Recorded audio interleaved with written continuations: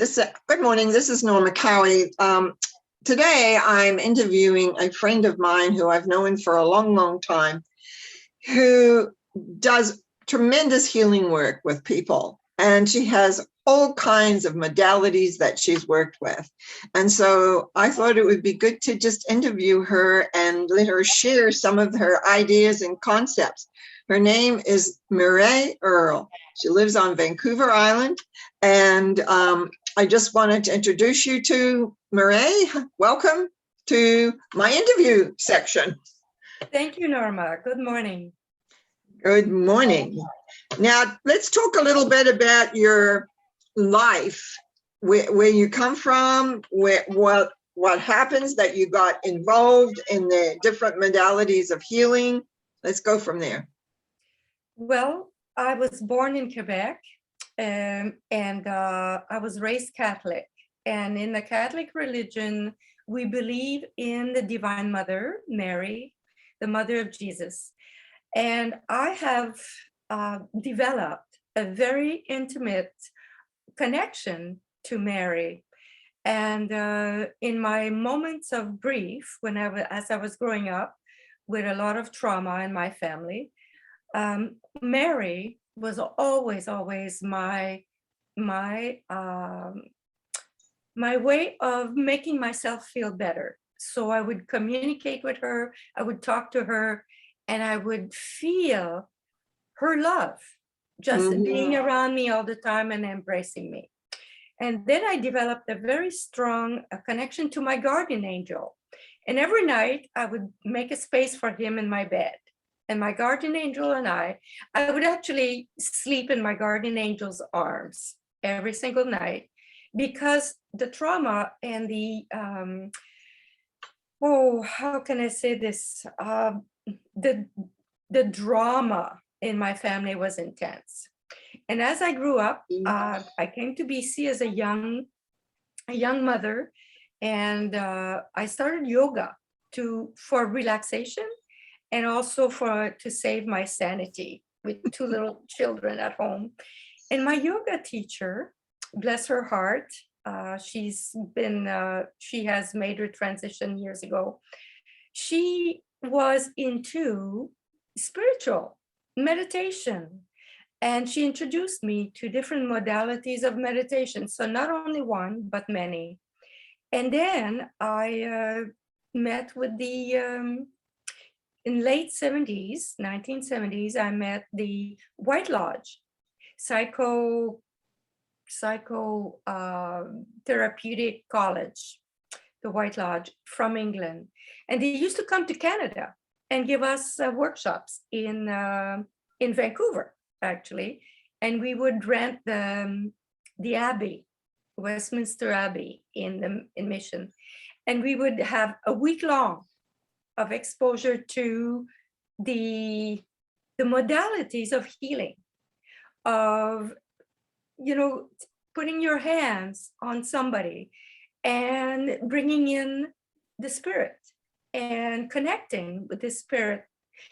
And then, bless your heart, Norma, my friend introduced me to you and your modalities of transformation. And that was the key for me, transformation. How can I make my life better through healing past lives? How can I make my life better into healing my inner child, embracing my inner child, making my inner child see the adult that I am today? And I am not kidding. It has given me the connection to my soul. And I have developed over the years through many, many mentors and many people that do soul work.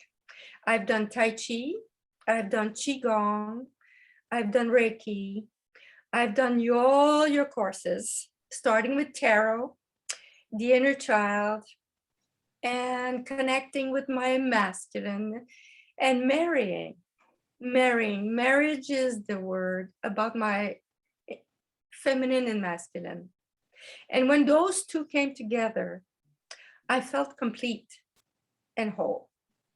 And then the connection to the soul, oh my gosh, that put the cherry on the cake.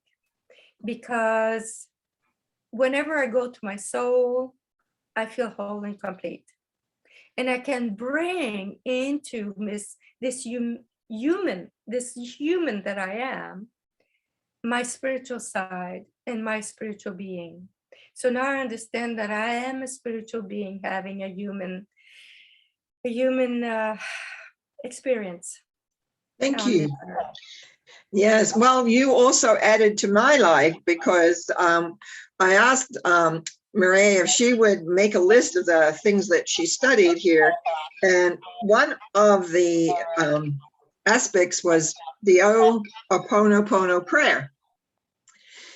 And one summer when Mireille was living in the Okanagan, where I live, but north of me, and if we have some feedback coming, so I'm going to sit back a little bit further and see if that's part of it. I'm going to move my computer away. I'm trying, it seems to be my end. So anyway, that once day, Mireille came down to where I was staying, and she had told me about this Ho'oponopono prayer. And it was a technique that I started working with that day. We played with it with a pendulum and looking at different things. And later on, I heard the basic Ho'oponopono prayer that people say. Do you remember? Do you know that? I'm sorry. Can you repeat that? Okay. I'm sorry. Please forgive me. I love you. Yep. Thank you. That's right. Except what we were doing that day was very different than that. Yes. It was a bigger prayer. It was a much bigger prayer, which I still utilize to this day. But that beginning of that day where we played would not leave me. And that was really led me eventually into the transformation work that I do. All that transformation work that I do now, which is a lot, came from that afternoon when we were playing. Wow. And so, and it was in a way miraculous. But you have such a long list here, and I know also I just want to talk a little bit about access consciousness bars that you do when you work with the brain. And I know I've had sessions with you on that, and I just want you to explain that a little bit for people. Okay, access consciousness bars is connecting 32 different points in your brain. So what it is basically is connecting the right and left brain together in 10 or 12 different positions. And what it does, it's I could go get my sheet and tell you about it. But basically what it does, it takes the trauma, post-traumatic syndrome out of your life. So your brain doesn't go always in circle anymore. So you can let go and release and actually transform the trauma. And actually, it's hard for you to remember what you were so distraught about. And so what it does is it addresses the whole person, spiritually, physically, mentally, emotionally. And there is a mantra or a little saying that goes with access bars. And that is, all of life comes to me with ease, joy, and glory. Now, it looks very simple to say, but when you say it, it's all of life. The good, the bad, and the ugly, like they say in those sessions of consciousness, access consciousness. So what you do is actually accessing your consciousness to work for you in your behalf for the best that you can be. And life will come to you. So since then, instead of saying, you know, oh my gosh, I like this, I said, I am in love with life. I am in love with the flow. And the more I say I'm in love with the flow, the more I flow. And when you flow, nothing sticks. There cannot be any disease, or there cannot be any conditions that will stick. Because what you're doing is you're putting the light in every single cell of your body. Now that would, and how did you get to hear about access consciousness bars? Because you brought that knowledge or awareness to me, but where did you hear about it? A couple of years ago, my friend, she was she had so much post-traumatic syndrome condition, a condition that would not let her leave her apartment. So she went on the internet looking for a remedy to her traumatic situation.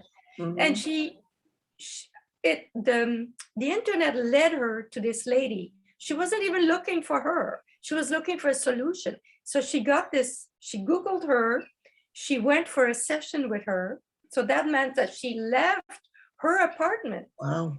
And drove down from Nanaimo to Victoria. And then the whole time she was getting the bars, she says, oh, this is not working, this is not working, this is not working. So she drove back home. Within 24 hours, she could go shopping by herself. Wow. Leaving her apartment, but on her own. Interestingly, I first found out about access bars when I was back in Ontario. For those that aren't aware, I live in British Columbia, and I was holidaying back there, and a friend and I went to spend a weekend with a group of friends where I did some readings and things like that. And there was one lady there that had started learning how to do access bars. Never had heard of it. So I had a treatment then, and then I came home, and next thing you were talking about it. And you visited and you gave me another treatment. And I've also had long distance treatments with it. Yeah, and all those things help, or what we do, however we do it, or adds to that. Now, you've also got on your list here a term I was looking at, regeneration healing. Yes. What exactly is regeneration healing? I wasn't too clear on that one. Okay, I went to a lecture given here in Comox, and this man had this book in his hand, and it is the author is Australian, and his name is Ken Braden. No, not Braden. Greg. Anyway. That's Greg, yeah. Yes, and when he was a teenager, I think somebody was suffering, like in pain, you know, moaning and moaning. Yeah. And he went and he said, God, please take this pain away. And it did. It happened. So then it opened up his eyes to say, wow, you know, we are so powerful. How can we tap into this power? So he started to he was meditating, and it came to him, this formula. And he's been very inspired to develop, for every single disease, there is a formula. And the key point is the soul. So in regeneration, he believes that anybody can regenerate their organs, the body can regenerate itself. And Joe Dispenza actually proves it through science, that given the right environment, our body and our cells can heal themselves. So this process is tapping into your soul. So your soul being eternal, it's not like, okay, I go back 100 past lives. No, I go back to when I was a divine spark of divine love. Yeah. And I have to say, as I have had the wonderful experience of going through soul's journey back to that original. I call it, what surprised me when I first ran into it, and I remember it often to regenerate, is beingness. I call it. It's just beingness, and it is incredibly wonderful. I apologize for the feedback that's going on. I have no idea why that's happening. Anyway, I wanted, because that ties in with you, what another aspect you wrote down here, which is soul work with the creator beings. Is that sort of tie into that? I was listening to a healer one day on the internet, and she said, we have the creator inside of us. And there is an energy of beings that are working for us, with us. And so what we do is we take ourselves into this elevator and we go up to the area where the creator beings are. So whether it is inside our heart, inside of ourselves, or in a place that we imagine, but we go back, okay, so I always see it as going up, but apparently it is just opening our heart to this energy that is the creator beings inside of us. Right. And then once we open ourselves to this, we are when I closed my eyes and I went to see the creator beings, I was welcomed by this beautiful light. It was white, but it had all the colors in it. And this energy welcomed me, made me sit or lay down on this beautiful crystalline kind of lazy boy, if you want to say, a bed of energy. And all the colors came in and started to enhance. That's the word I can say, enhance every single cell in my body. And those are trillions of cells. So I became light.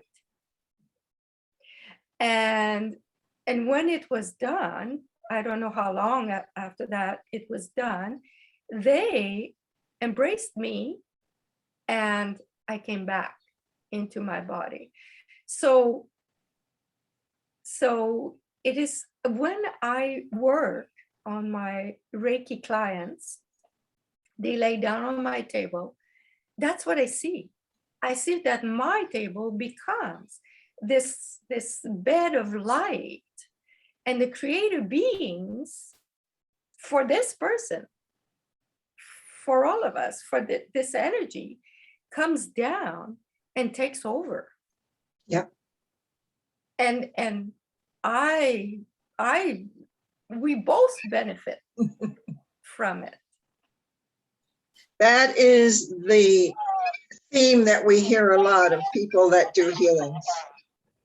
When they have healings, they do healings, etc. Boy, that feedback's gotten worse. I just want to ask a couple more things here.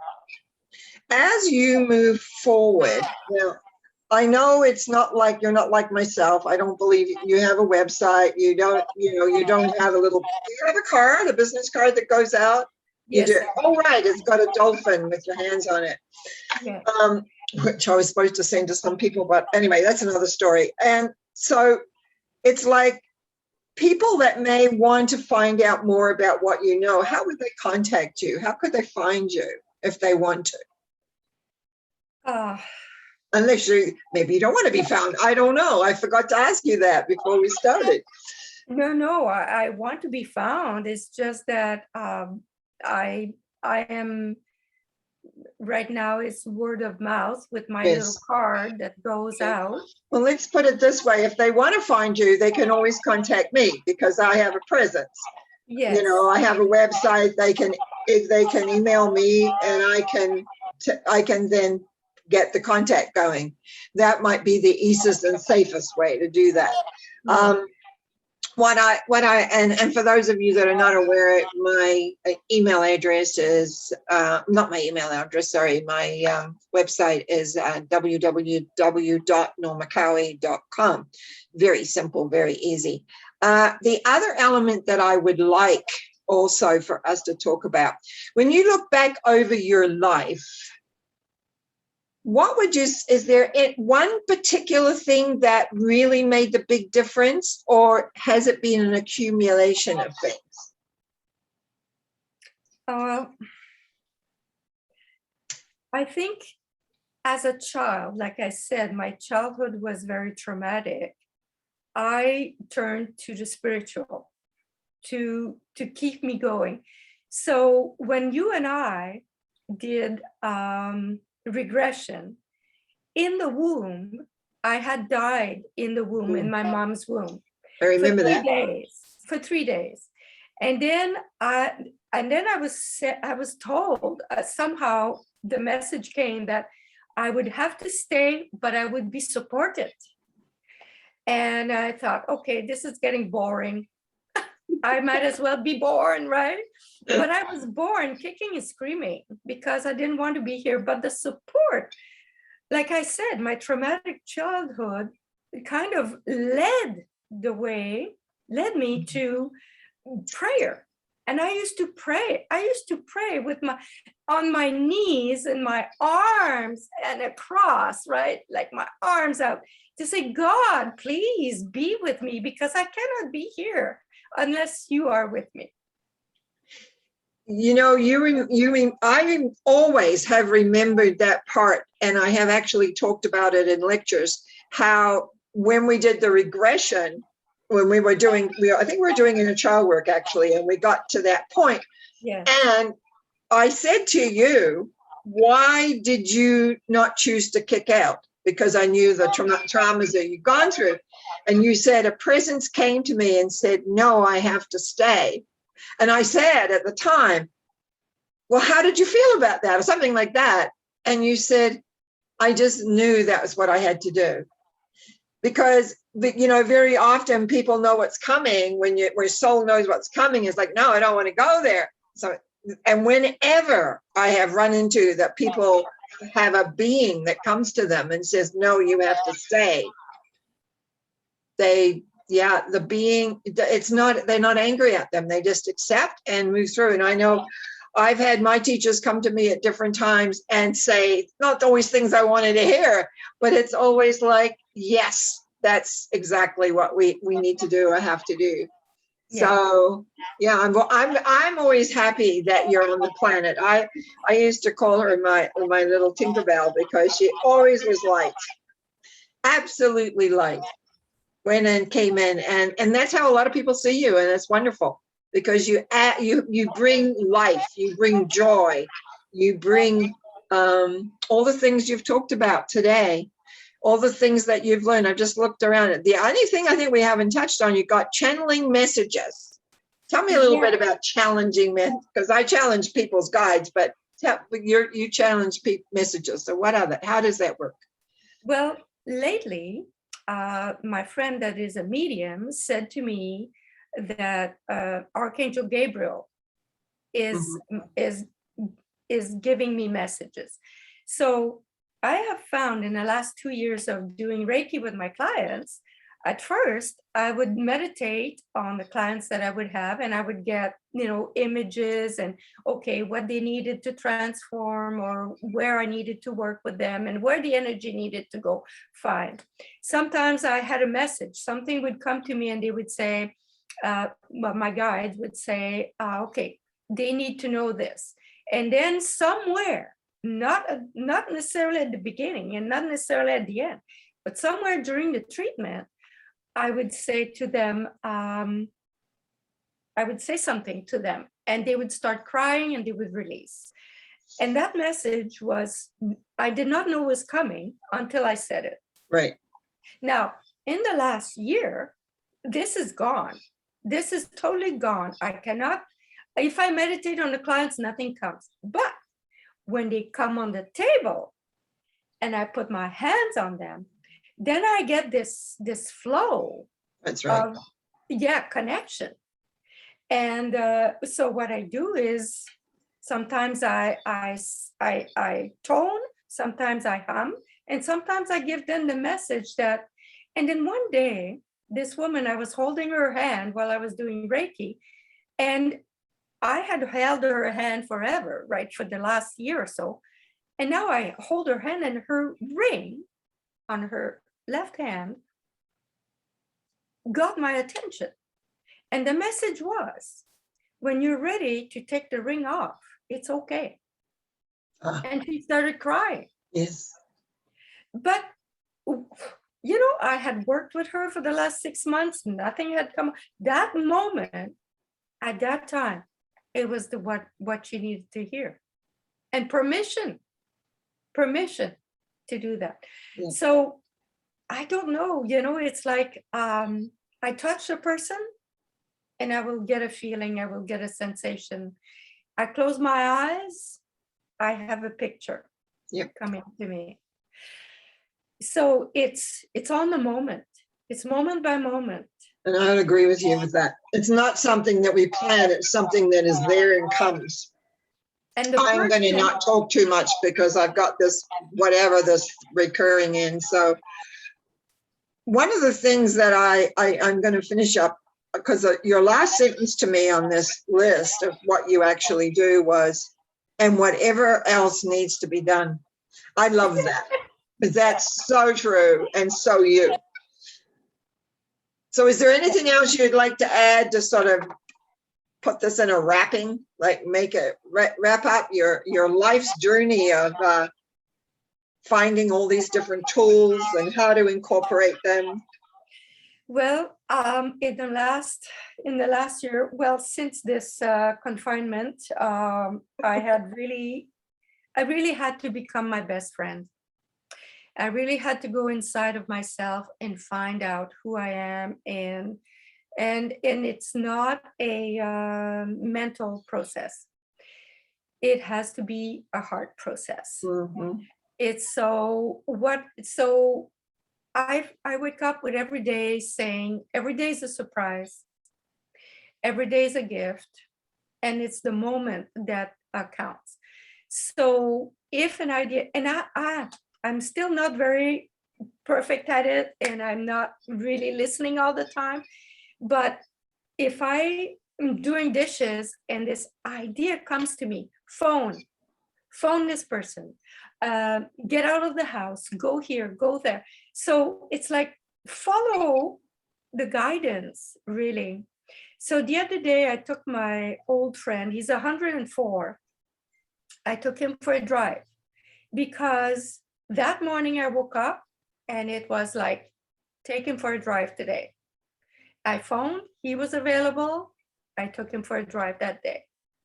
And it was what he needed, really, what we both needed at that time. So we went and looked at the ocean. That's all we did. We had lunch in the car and we looked at the ocean. And it made his day.